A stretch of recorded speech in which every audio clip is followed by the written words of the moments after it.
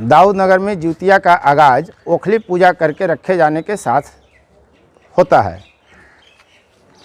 मैं Upendra Kashyap fourth views में आप दर्शकों का स्वागत करता हूं। जिउतिया का अभिन्न हिस्सा जिउतिया व्रत में जिसकी पूजा के साथ यह व्रत प्रारंभ होता है 9 दिवसीय, उसमें ओखली की पूजा प्रथम दिन की जाती है। यह ओखली क्या है? ये पुरानी शहर जिउतिया चौक है, जिमुतवाहन भगवान का मंदिर। और ये आप जो देख रहे हैं मेरे हाथ में, ये पीतल की ओखली है। ये देखिए आप, पूरी तरह डमरूनुमा है। इसकी हम पूजा करते हैं। स्वस्तिक का निशान रोरी और घी से बनाया हुआ है। फूल चढ़ाए जाते हैं। कच्चा धागा, रक्षा सूत्र जिसे हम कहते हैं हिंदू वाङ्मय में, वो बांधा हुआ है। और ये ओखली है जो यहाँ पूजा जाता है। कुछ लोग जो मन्नत मांगते हैं कि मेरी यह मनोकामना पूर्ण हो जाएगी तो जिमुतवाहन भगवान मैं आपको ओखली भेंट करूंगा, और ऐसे ही कई लोगों ने यहाँ ओखलियाँ भेंट की हैं। हर चौक पर कुछ न कुछ भक्त ओखली प्रदान करते हैं। ओखली क्या है, आज मैं आपको यही बताने वाला हूँ। आप देख रहे हैं मेरे साथ, देखिए ये पीतल का ओखली है।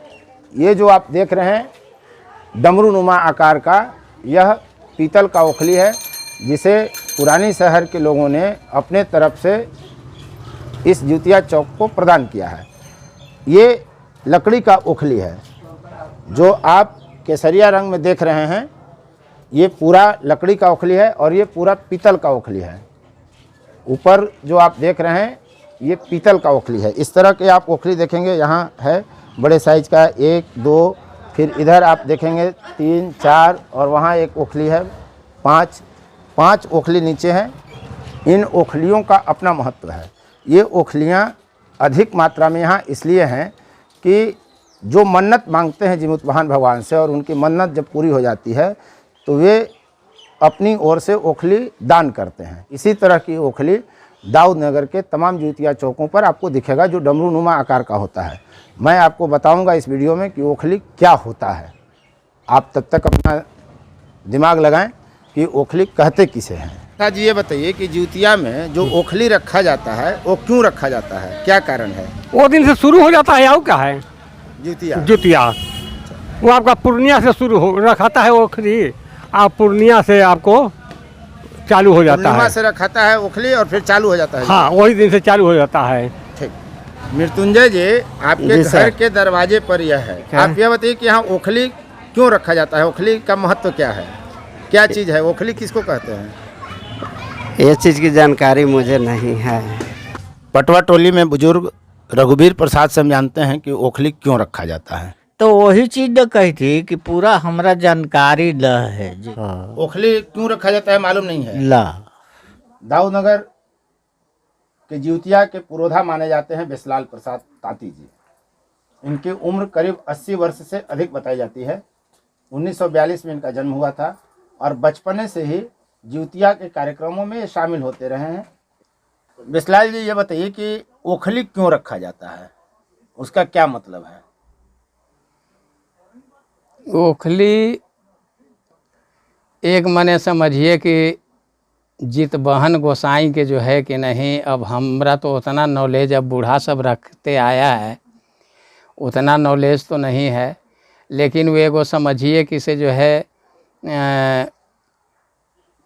ओखली जो है एक कोई मूर्तिये रखल जाता है। पुरानी शहर जिउतिया चौक की देख रेख रामजी प्रसाद करते हैं। हम ओखली की बात कर रहे हैं। ओखली क्या है? ओखली ये है कि अपने बच्चा के लिए, जीवित के लिए ये ओखली पूजा जाता है कि हमारा बच्चा जिंदगी में सलामत रहे। दाऊद नगर के कसेरा टोली चौक पर बैठे हुए हैं। आप मेरे पीछे देख रहे हैं लकड़ी का ओखली है और फिर उसके ठीक नीचे सीमेंट का पक्का बनाया हुआ ओखली है। बीते 3 दशक से करीब 30 बरस से सूरज प्रसाद उर्फ इंजीनियर जी मटकोड़ करते हैं पूर्णिमा के दिन। हम उन्हीं से जानते हैं कि मटकोड़ क्यों करते हैं और ओखली क्या है। मटकोड़ इसीलिए करते हैं कि ये जितवाहन गोसाई जो हैं, जीवपुत्र पुत्रिका व्रत का शुरुआत जो होता है उसी दिन से, उस दिन ओखली रखाता है कि दुश्मनों का नज़र इस पर नहीं पड़े और दुश्मनों का इसमें सर कूचा जाए। अच्छा, ओखली हम इसलिए रखते हैं कि उसमें दुश्मनों का सर हाँ कूचा जाए। ये दुश्मन कौन है हमारे? ये दुश्मन होते हैं जो तांत्रिक थे पहले। अच्छा। जो हम लोग नकल बन के निकलते थे तो उसमें तांत्रिक अपना तंत्र मंत्र का प्रयोग करके हम लोगों को परेशान करते थे, इसीलिए ओखली रखा गया। इसीलिए तुम्हारी मूड़ी इसी में कूचा जाए। ये ओखली क्या है? ये ओखली एक महान लकड़ी का बना हुआ है जो शादी विवाह में मटकोड़ के दिन इसको रख करके शुरुआत किया जाता है। ओखली वो जो बना हुआ है, तो ओखली के बारे में तो विशेष मैं नहीं जानता हूँ, लेकिन सिर्फ इतना जानता हूँ कि ओखली में दुश्मनों का सर कूट के अपने कामना के लिए सिद्ध करना। ओखली और मटकोड़ का महत्व क्या है, यह हमने आपको बताने का प्रयास किया।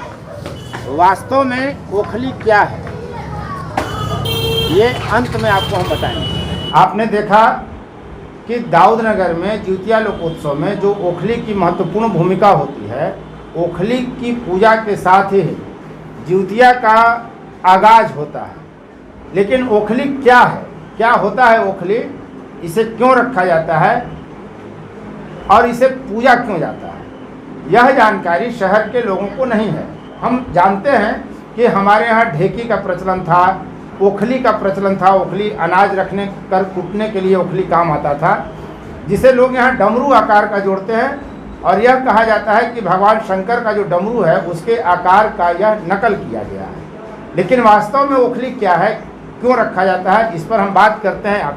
फोर्थ व्यूज के दर्शकों के लिए कर्मकांडी और पूजा पद्धति, पूजा के नियम, पूजा के तरीके, पूजा के कारणों के विशेषज्ञ आचार्य लाल मोहन शास्त्री जी से। शास्त्री जी, हम जिउतिया में ओखली क्यों रखते हैं, ओखली का क्या महत्व है? सर्वप्रथम तो हम दर्शकों को नमन करते हैं और वरिष्ठ पत्रकार को धन्यवाद देते हैं कि इस महत्वपूर्ण विषय पर आपने जो प्रश्न रखा है बहुत ही सुंदर है। ये ओखली जो है अनादिकाल से प्रचलन रहा है। ओखली बनाने की परंपरा वैदिक युग से रहा। जब यज्ञ का प्रादुर्भाव हुआ, यज्ञ में जब हविष्य बनाने की परिपाटी शुरू हुई, तो उस समय धान कूटने के लिए ओखली का निर्माण हुआ। जितिया में जो ओखली रखे जाते हैं, वो कोटरा जो था समुद्र किनारे, उस समुद्र किनारे वो पाकड़ का एक विशाल वृक्ष था और जिस वृक्ष के खोखला में वो चिल्ह रहता था, इसलिए उस वृक्ष का ही सर्वप्रथम ओखली बनाया गया। और वास्तविकता ये भी है कि भगवान शंकर का जो डमरू है उसके सदृश बनाने की परंपरा ये जो है बाद में प्रचलन हुआ। ऐसे वैवाहिक कार्य में विवाह जब प्रारंभ होता है, तिलक जब पड़ जाता है और मृतका हरण जिसके मटकोरा कहते हैं, मटकोरा के दिन तिलक से आए हुए धान को उस ओखली में कूटने की परंपरा है। और वहाँ जो है एक मुसल के साथ 5 अन्य लाठियों का प्रयोग किया जाता है और मुसल और लाठियों को मिलाकर के महिलाएं जो है वो धान कूटती है, मंगल गीत गाती है। ये परंपरा हमारे यहाँ वैदिक युग से लेकर स्मृति के युग में, फिर ऐतिहासिक युग में भी आया कि हम जो धान उत्पन्न करते हैं, धान से जो चावल निकालते हैं और चावल जो अक्षत होता है उसका निर्माण होता है।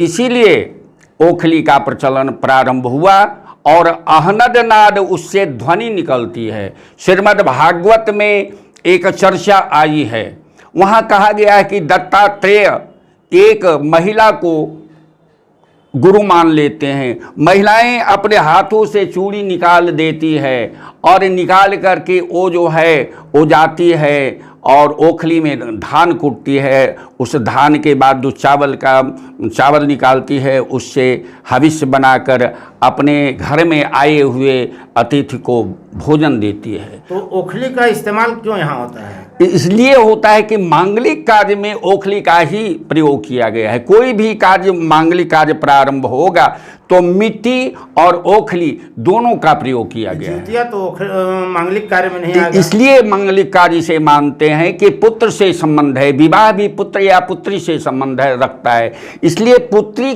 या पुत्र दोनों से संबंध रखने के कारण ही ओखली का वही प्रयोग पुत्र हुआ। जो है बाद में संतति पैदा हाँ। करने में सक्षम होता है, वैवाहिक जीवन बस व्यतीत प्रारंभ करता है। होगा तो प्रारंभिक वहीं काल से प्रारंभ होता हाँ, है, इसलिए बस। उसके जीवन में ओखली का महत्व है। हाँ, कृषि कार्य ओखली में आधार इस्तेमाल है। होता और कृषि कार्य हाँ में बस इस्तेमाल बस होता है। दोनों कार्य है। इसीलिए ओखली इस्तेमाल बस किया बस यज्ञ में भी उसका प्रयोग हुआ, कृषि कार्य में भी और सामान्य भी। अब तो बहुत सा भौतिक युग में आ गया है, सब मशीन से काम हो रहा है, लेकिन प्राचीन काल में यही हमारे यहाँ वो जो अभी अभी वैदिक युग का जो लिस्ट निकाला जा रहा है, सामान्य का जो प्रयोग किया जा रहा है, उसमें ओखली का भी महत्वपूर्ण प्रयोग रहा है। परिणता, प्रोक्षणी और इत्यादि के साथ ओखली का भी प्रयोग होता है। मुझे विश्वास है कि फोर्थ व्यूज के दर्शक अब यह स्पष्ट हो गए होंगे कि ओखली का महत्व क्या है, ओखली किसे कहते हैं और जिउतिया में ओखली का इस्तेमाल हम क्यों करते हैं, उसकी पूजा से ही जिउतिया पर्व का आगाज प्रारंभ क्यों होता है। बहुत बहुत धन्यवाद। आप देख रहे थे फोर्थ व्यूज और उम्मीद करता हूं कि आप स्पष्ट हो गए होंगे, ओखली को लेकर आपकी धारणाएं पूरी तरह स्पष्ट हो गई होंगी। हम ऐसे ही वीडियो आपको और दिखाते रहेंगे। जिउतिया से संबंधित जो प्रश्न आपके जेहन में उठते हैं उसका समाधान देने का प्रयास फोर्थ व्यूज करता रहेगा। आप देख रहे थे फोर्थ व्यूज, चौथा विचार। बाकी फिर कभी। मैं उपेंद्र कश्यप, नमस्कार। फोर्थ व्यूज, चौथा विचार।